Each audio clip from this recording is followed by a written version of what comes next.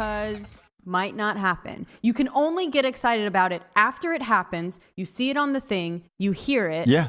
Because even 100%. after you do it, you don't know if they're going to pull it. You don't know if you said something, somebody else said something, whatever. So that's, I guess, probably where I've learned it, where you've learned it. In case in point is we have some huge guests coming on over the next month, right? Yeah.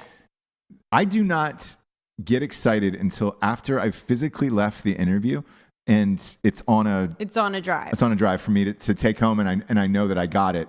The one I did over the weekend, I'm not going to say who it is because we're going to save it for March Madness, but it was, again, one of those things where it was like until I physically had that drive in my hand after it was over, I didn't think it was going down. Yep. I didn't believe it, and I wasn't that excited for it. Like, even when I flew there, like, it was a normal day, you know, got an omelet for breakfast, went to the gym, came home, came back to the hotel, worked on some of those spell check notes for the book, and that was it. Woke up in the morning, went to the gym.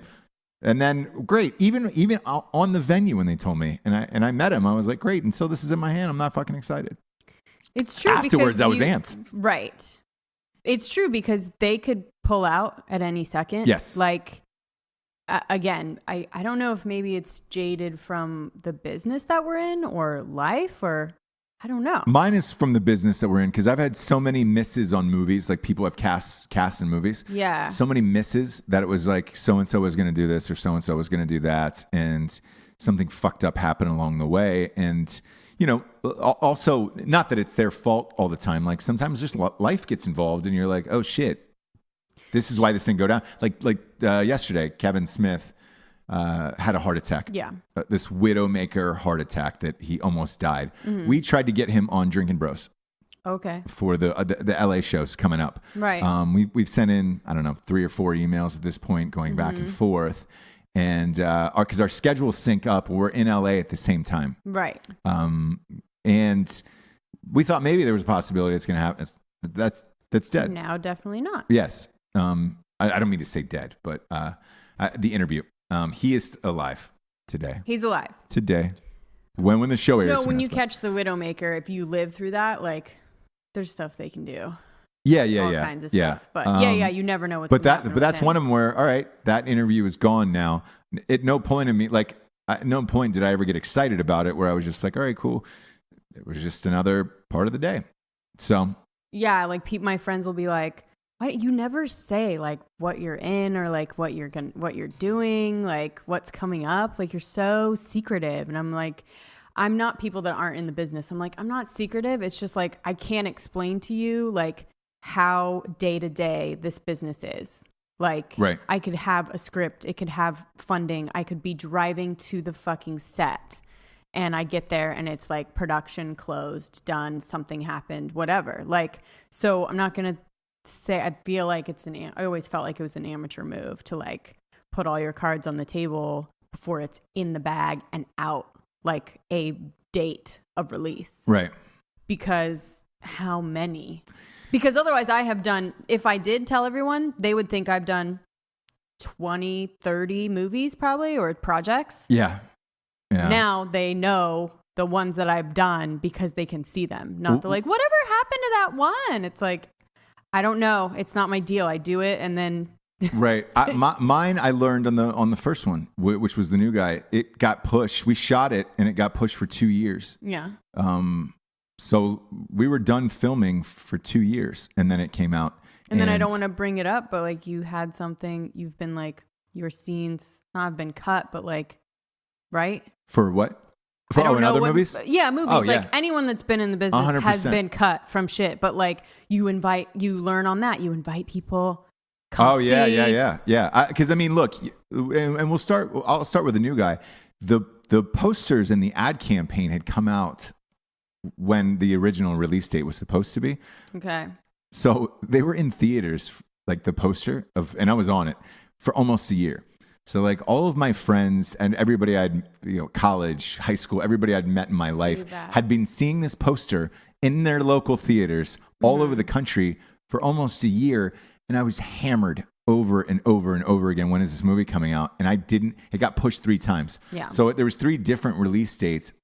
I didn't know, and it was just like, oh boy, I don't know anymore. And I had to answer those questions for close to 2 years. It was miserable. Yeah. Absolutely miserable. Yeah. Then you've had other movies like the one I did with Winona Ryder and Joseph Fiennes, where it was just like, I had a movie called the Darwin Awards. It's not good, so I'm going to save you from going to see it. But it was at Sundance. I had an 8-minute scene with Winona Ryder, and it was to lead off the movie. I found out on the street when I got there that scene had gotten cut with Winona Ryder, and the director's like, "Oh, your other scenes are in there." I was like, Okay, because I was going to say... You lucky bastard. Huh.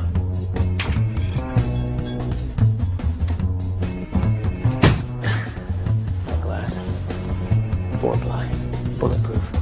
Bullshit.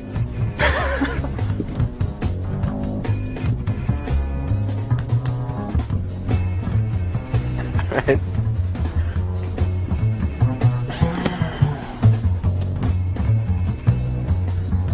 What are you doing?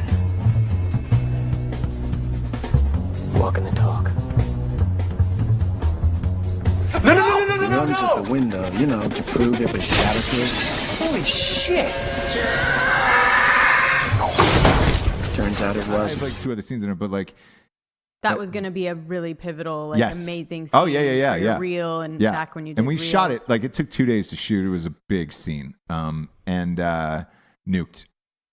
And so, like, I can't even tell. Devastating. I couldn't even tell anybody that I was in a movie with Winona Ryder and I had this amazing scene with her for 8 minutes. Like, it didn't even end up on they didn't do extras on the DVD. Right. So I didn't even have the footage. I have nothing of that. I have and like, you don't take pictures with yourself on set like that back then. Like, social media wasn't as huge. So like, now you're trying to promote the movie all the time and do all the shit. Right. Then you didn't. So like, I didn't even get a picture with her. Nothing. Like, and that's one of those things where you try to tell people and it's just like, oh, I didn't see you in that. Or you weren't, you weren't, I didn't see you with that scene. Yeah. I was just like, I can't explain it. And it sucks. So I've learned shit, even on the first movie, which was Miracle in Lane 2. Oh, that one you've told on this. I've told this story in the show where It's the classic. I'm in this scene with Frankie Muniz. It's on Disney Channel. It's airing at Christmas. Like Whole family's gathered around.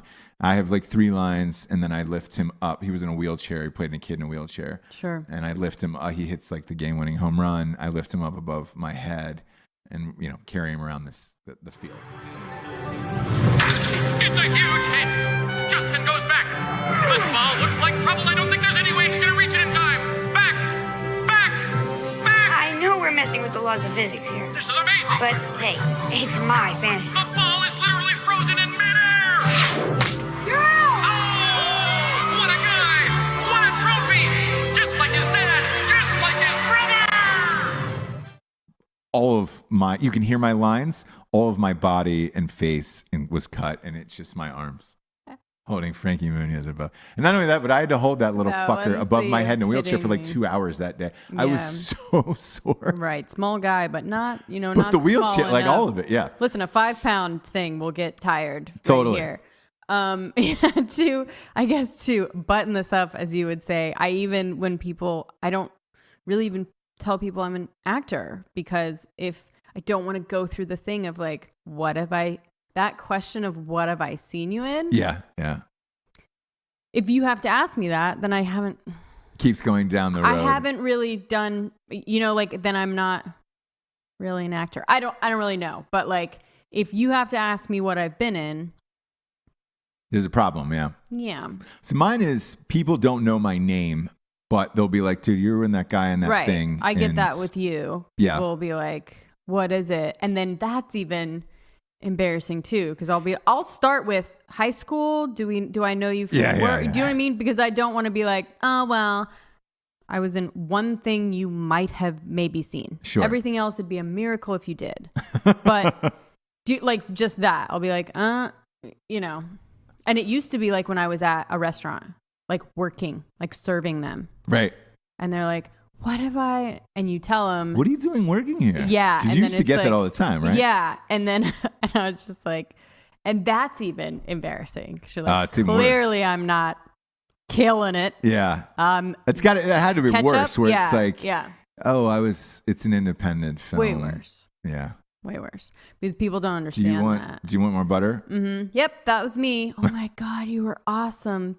Thank you. Can I have another glass of Chardonnay? You know what though? This is so cold. You know what I mean? Like complaining and it's like, thanks. Yeah. So there was that element that I also think deterred me from saying that I was an actor or talking about stuff that I'd been in or whatever, because it's just like there was, I don't know.